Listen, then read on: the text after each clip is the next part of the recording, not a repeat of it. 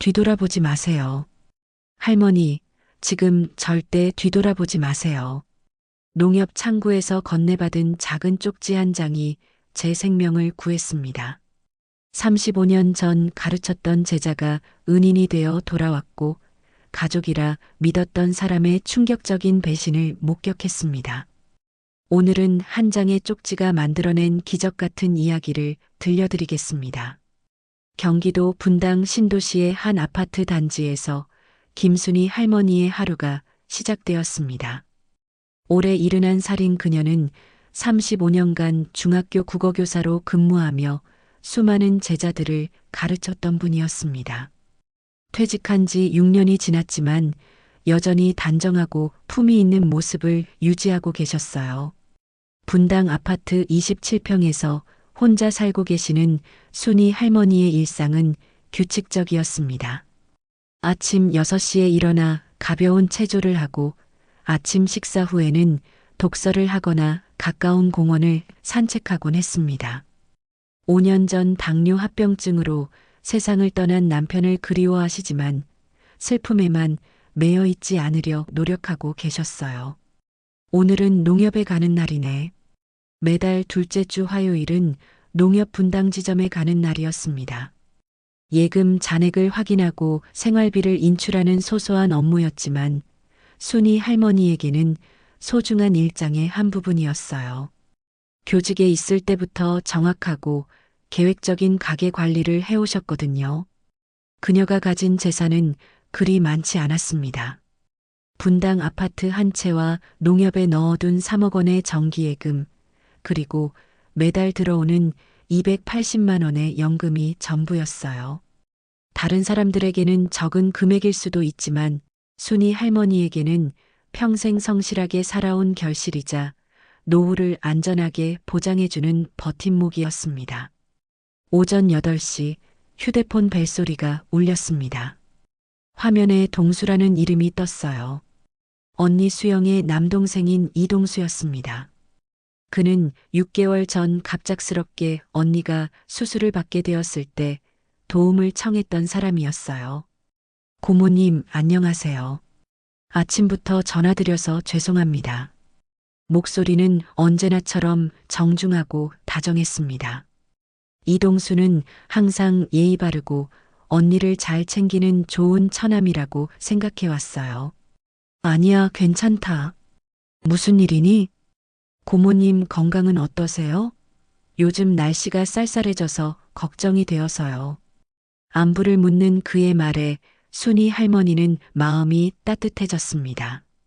가족이 서로를 챙기는 것은 당연한 일이지만 바쁜 세상에서 이렇게 전화로 안부를 묻는 것만으로도 고마웠어요. 고맙다. 나는 괜찮아. 수영이는 어때? 수술 후 회복은 잘 되고 있고? 네, 많이 좋아졌습니다. 고모님 덕분이에요. 6개월 전 언니가 갑작스럽게 담낭 수술을 받게 되었을 때 이동수가 급히 연락을 해왔었습니다. 수술비와 입원비로 4천만 원이 필요하다고 했고 순희 할머니는 망설이지 않고 도와드렸어요. 가족이 어려울 때 서로 도와주는 것은 당연한 일이라고 생각했거든요. 그런데 고모님, 혹시 오늘 농협에 가시나요? 갑작스러운 질문에 순희 할머니는 잠시 멈칫했습니다. 왜 농협 방문 일정을 묻는 걸까요? 하지만 별다른 의심은 들지 않았어요. 응, 평소처럼 가야지. 왜? 아, 그냥 혹시나 해서요. 요즘 보이스피싱이나 금융 사기가 많다고 해서 걱정이 되어서요. 조심하세요. 오히려 걱정해 주는 것 같아서 고마웠습니다. 순희 할머니는 전혀 의심하지 않았어요. 알겠다. 고맙구나. 전화를 끊고 나서 순희 할머니는 평소처럼 외출 준비를 했습니다. 단정한 재킷에 편안한 구두를 신고 가방에 통장과 도장을 챙겼어요. 가을 햇살이 따스하게 내리쬐는 평화로운 아침이었습니다. 그때까지만 해도 그 전화가 자신을 함정에 빠뜨리기 위한 신호탄이었다는 것을 전혀 몰랐습니다. 농협 분당 지점은 평소와 다름없이 차분한 분위기였습니다. 순이 할머니는 15년째 이 지점을 이용해 왔기 때문에 직원들도 대부분 낯익은 얼굴들이었어요.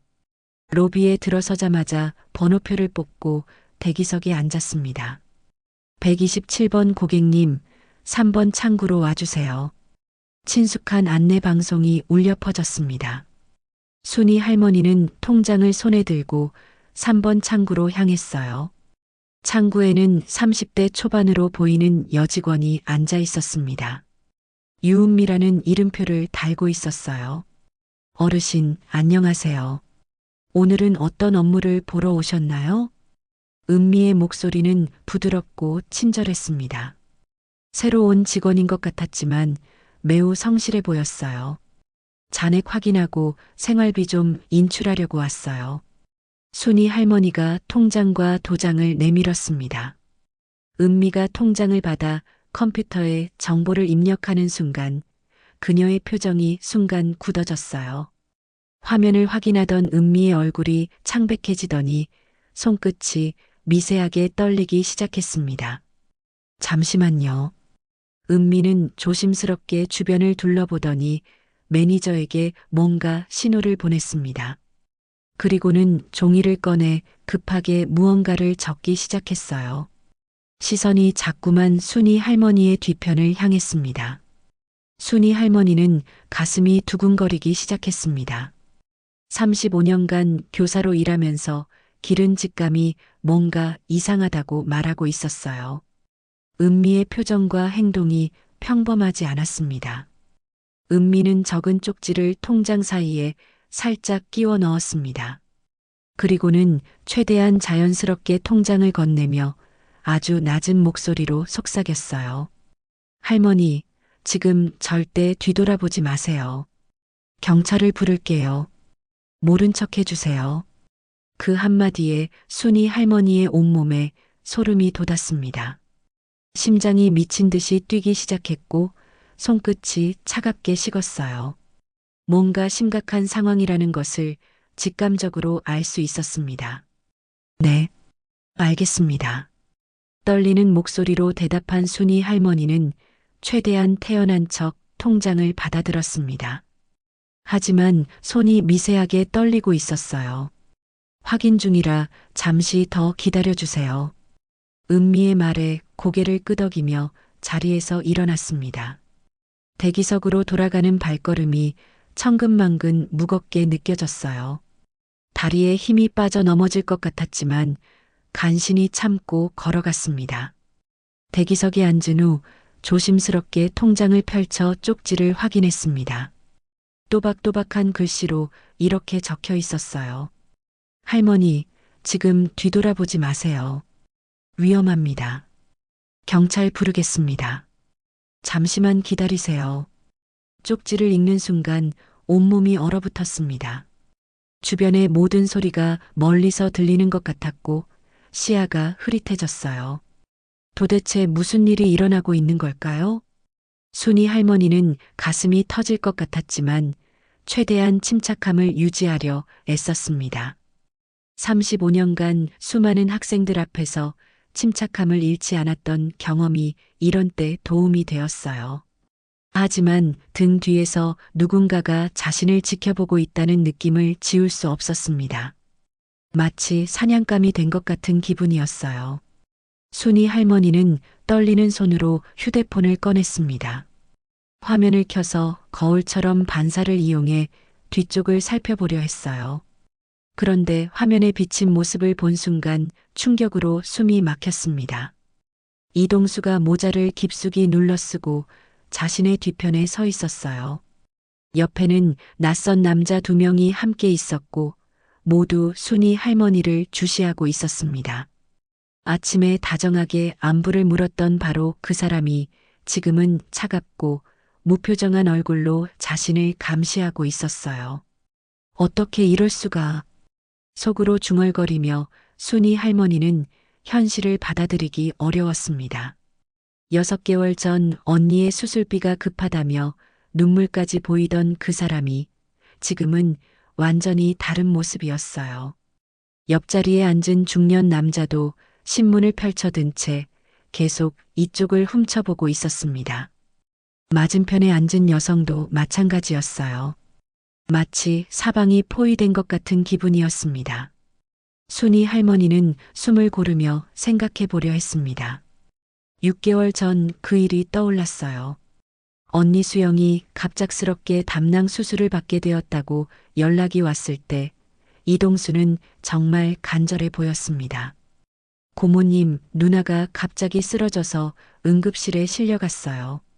담낭에 문제가 생겨서 당장 수술을 해야 한다고 합니다. 수술비와 입원비로 4천만 원이 필요한데 그때 이동수는 정말 절박해 보였어요. 눈에 눈물까지 고이고 있었거든요.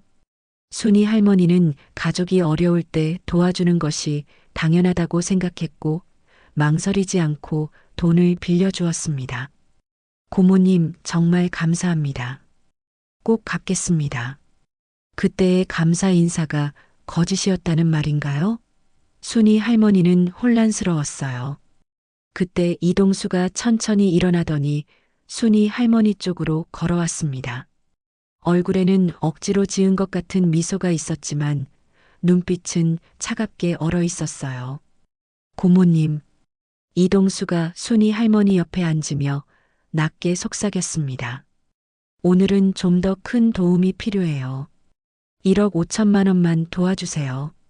엄청난 금액에 순이 할머니는 말문이 막혔습니다. 1억 5천만 원이라니 자신의 예금 절반에 해당하는 돈이었어요. 동수야, 그게 무슨... 고모님, 거절하시면 안 됩니다. 이동수의 목소리가 갑자기 차가워졌어요. 협박조의 말투였습니다. 지금 농협에서 나가기 전에 해결해야 해요. 안 그러면... 말을 하면서 이동수는 순이 할머니의 손목을 덥석 잡았습니다. 소나기에 힘이 들어가며 아프기 시작했어요. 아야. 순이 할머니는 그제야 자신이 얼마나 위험한 상황에 처했는지 깨달았습니다. 평생 믿고 의지했던 가족이 자신을 노리는 범죄자였다는 충격적인 현실. 온몸이 얼어붙는 것 같았어요. 동수야, 제발. 고모님, 조용히 하세요. 여기서 소란 피우시면 안 됩니다. 이동수의 눈빛이 위협적으로 변했습니다. 더 이상 아는 사람이 아니었어요. 완전히 낯선 사람이었습니다. 순이 할머니는 35년간 교단에서 키운 침착함으로 상황을 판단하려 했습니다. 하지만 너무나 충격적이고 무서운 상황이었어요. 손목을 잡은 이동수의 소나기가 점점 더 세게 조여왔습니다. 바로 그때 농협 입구로 검은 양복을 입은 사람들이 들어왔습니다. 처음에는 일반 고객들로 보였지만 걸음걸이와 눈빛이 남달랐어요. 순이 할머니는 직감적으로 알 수 있었습니다. 저들이 경찰이라는 것을. 이동수도 상황을 눈치챘는지 갑자기 긴장한 기색을 보였습니다. 소나기의 힘이 더욱 세워졌어요. 고모님, 조용히 하세요. 하지만 이미 늦었습니다. 사복경찰 2명이 재빨리 이동수에게 다가갔어요. 경찰입니다. 움직이지 마세요. 무슨 짓입니까? 저는 가족이에요. 고모님과 함께 온 거라고요. 이동수가 소리쳤지만 이미 한쪽 팔이 뒤로 꺾여 있었습니다. 수갑이 찰칵 소리를 내며 그의 손목에 채워졌어요. 이동수, 당신은 특수사기 혐의로 긴급 체포됩니다. 함께 있던 공범 2명도 순식간에 바닥에 엎드려졌습니다. 농협 안이 순간 아수라장이 되었고 다른 고객들이 놀란 눈으로 상황을 지켜봤어요. 어르신, 괜찮으십니까? 한 경찰관이 순이 할머니에게 다가와 부드럽게 물었습니다. 그 한마디에 순이 할머니는 참고 있던 눈물이 왈칵 쏟아졌어요. 죽을 것 같던 공포에서 벗어난 순간이었습니다. 고맙습니다. 정말 고맙습니다. 밖에서 사이렌 소리가 들렸고 순찰차의 붉은 불빛이 창문에 비쳤습니다. 이동수는 여전히 경찰들에게 소리를 지르며 발버둥쳤지만 소용없었어요. 이건 오해입니다. 가족끼리 돈 문제를 상의하는 것뿐이에요. 하지만 경찰들은 이미 모든 상황을 파악하고 있는 듯 했습니다. 잠시 후 한 경찰관이 순이 할머니에게 다가와 말했습니다. 어르신, 차량 수색 결과를 알려드리겠습니다. 차량이요? 이동수의 차량에서 흉기가 발견되었습니다. 야구 방망이와 과도가 있었어요. 순이 할머니는 온몸이 서늘해졌습니다. 그들은 단순히 돈만 노린 것이 아니었어요. 자신의 생명까지 위험했다는 사실에 다리에 힘이 빠져 의자에 주저앉을 뻔했습니다. 어르신, 안전한 곳으로 모시겠습니다. 이제 위험은 끝났어요. 경찰관의 따뜻한 말에 순이 할머니는 간신히 마음을 진정시킬 수 있었습니다. 하지만 여전히 가슴이 두근거렸고 손이 떨렸어요.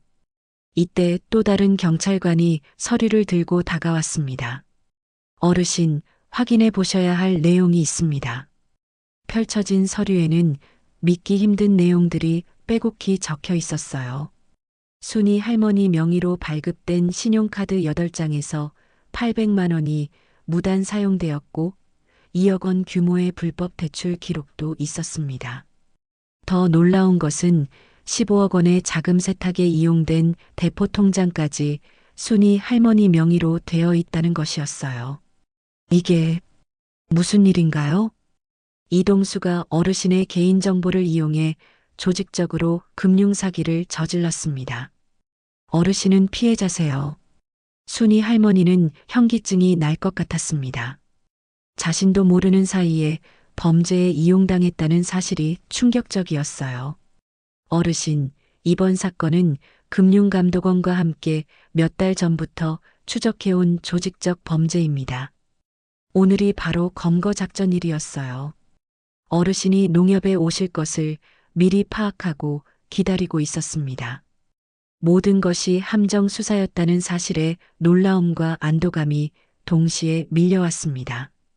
만약 경찰이 없었다면 어떻게 되었을까요? 생각만 해도 끔찍했어요. 경찰서 조사실은 차가운 형광등 불빛으로 가득했습니다. 순이 할머니는 딱딱한 의자에 앉아 떨리는 손을 무릎 위에 올려놓았어요. 마음은 아직도 진정되지 않았습니다. 조사관이 두꺼운 파일을 들고 들어왔습니다. 40대 중반으로 보이는 그는 경험이 많아 보였어요. 어르신, 충격적인 내용일 수 있습니다만 알려드려야 할 사실들이 있습니다.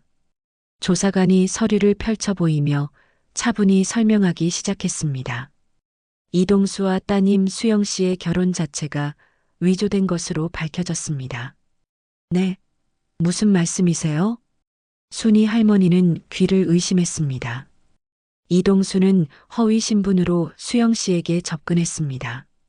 주민등록증부터 시작해서 모든 신분 서류가 위조된 것이었어요. 진짜 이름도 다릅니다. 서류를 보니 정말로 모든 것이 가짜였어요. 이동수라는 이름도 나이도 직업도 모두 거짓이었습니다. 처음부터 사기를 목적으로 한 계획적 범죄였던 것이에요. 그렇다면 6개월 전 언니 수술비는 수영 씨는 수술을 받은 적이 없습니다. 건강합니다. 4천만 원은 이동수가 도박으로 탕진했어요. 순이 할머니는 숨이 막히는 것 같았습니다. 언니를 걱정하며 기꺼이 내어준 돈이 도박에 사용되었다니. 어르신, 더 충격적인 내용이 있습니다. 조사관이 조심스럽게 또 다른 서류를 꺼냈어요. 돌아가신 남편분의 의료 기록을 조사한 결과 당뇨병 진단서가 위조된 것으로 확인되었습니다. 그 말을 듣는 순간 순이 할머니의 세상이 무너지는 것 같았습니다. 위조요? 무슨? 실제로는 초기 단계의 당뇨였습니다. 적절한 치료와 관리를 받았다면 충분히 건강하게 지낼 수 있었어요. 하지만 이동수가 병원 관계자와 결탁하여 진단서를 위조하고 말기 당뇨로 조작했습니다. 왜, 왜 그런 짓을? 보험금 때문입니다. 남편분이 일찍 돌아가시면 보험금이 나오거든요. 그것을 노린 것입니다. 순이 할머니는 두 손으로 얼굴을 감싸고 흐느꼈습니다. 남편이 살 수도 있었는데 믿었던 가족이 남편의 생명까지 앗아갔다는 사실에 온몸이 떨렸어요.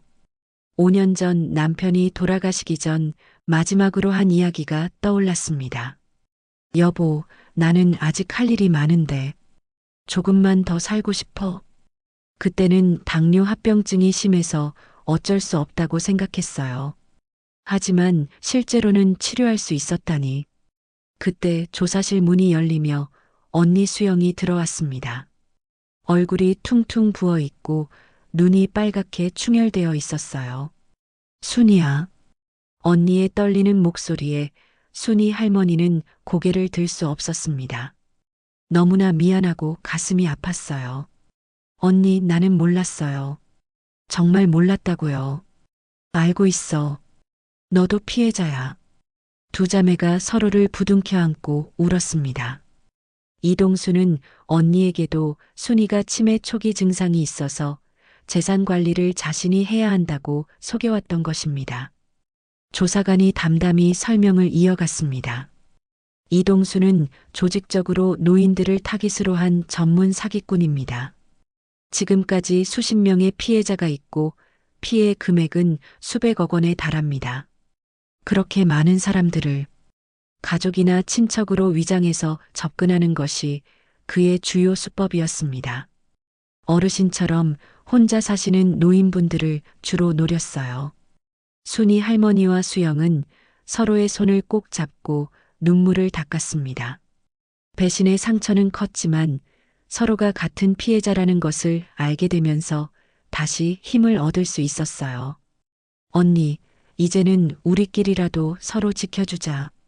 그래, 다시는 이런 일이 없도록 조심하자.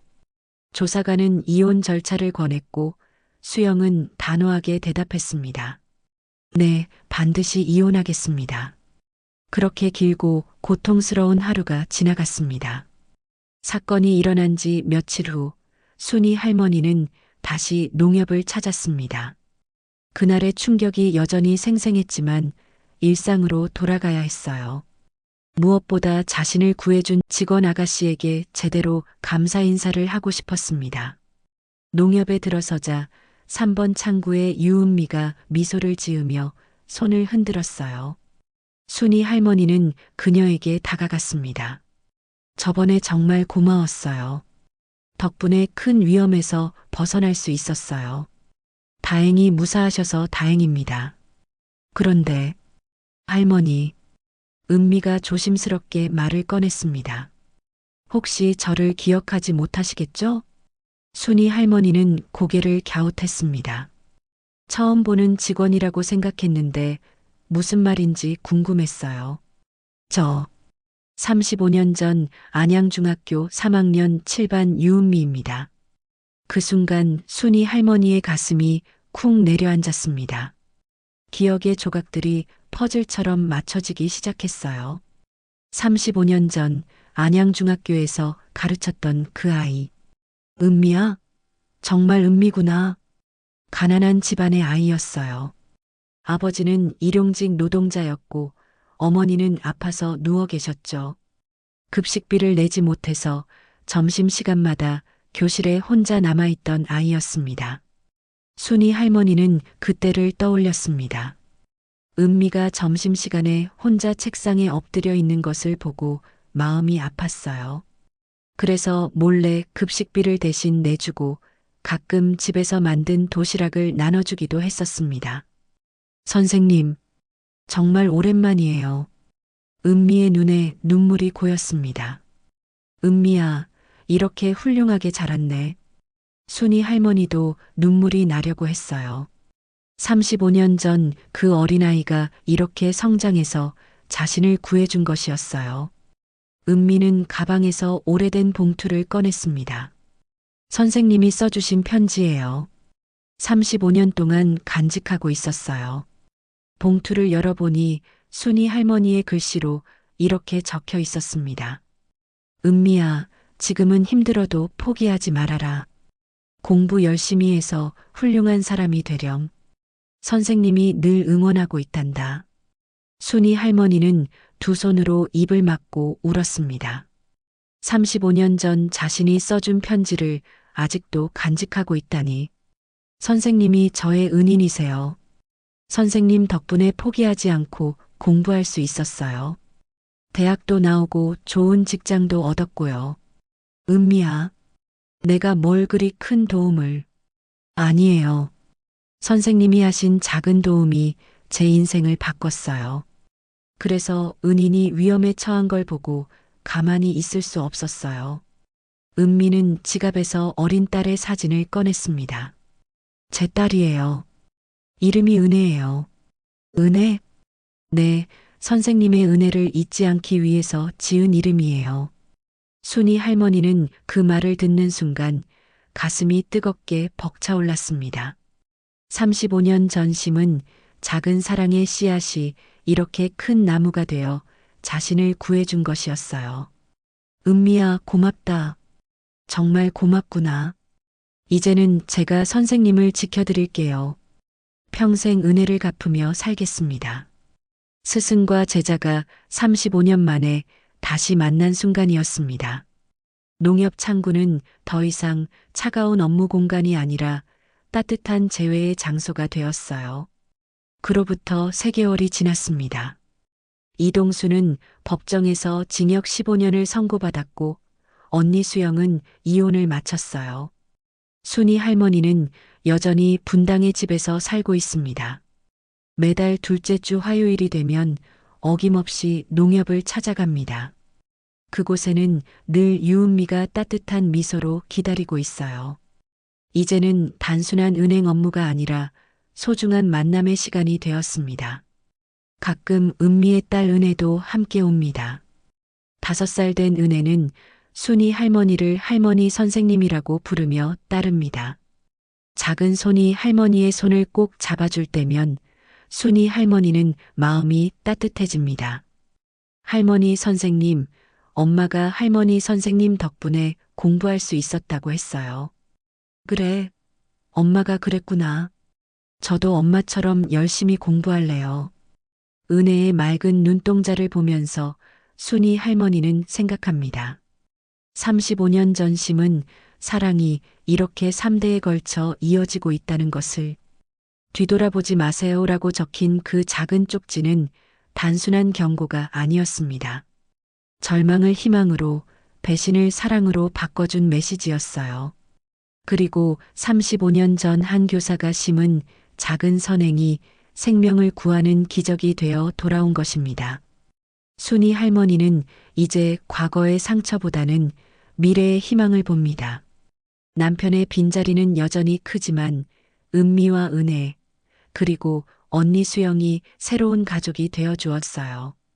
오늘도 순이 할머니는 눈부신 햇살을 받으며 농협으로 향합니다. 이제는 두려움이나 외로움이 아닌 감사함과 기대감으로 그 길을 걸어갑니다. 때로는 작은 선행이 큰 기적을 만들어냅니다. 그리고 그 기적은 세대를 넘어 계속 이어집니다. 순이 할머니의 이야기가 바로 그것을 증명해주고 있어요. 삶은 때때로 배신과 절망을 주지만 그 속에서도 희망과 사랑은 반드시 피어납니다. 그리고 진정한 가족은 혈연이 아니라 마음으로 이어지는 것임을 우리에게 알려줍니다. 이 영상이 도움이 되셨다면 구독과 좋아요, 알림 설정 부탁드립니다. 여러분의 작은 응원이 더 많은 감동적인 이야기를 전하는 힘이 됩니다.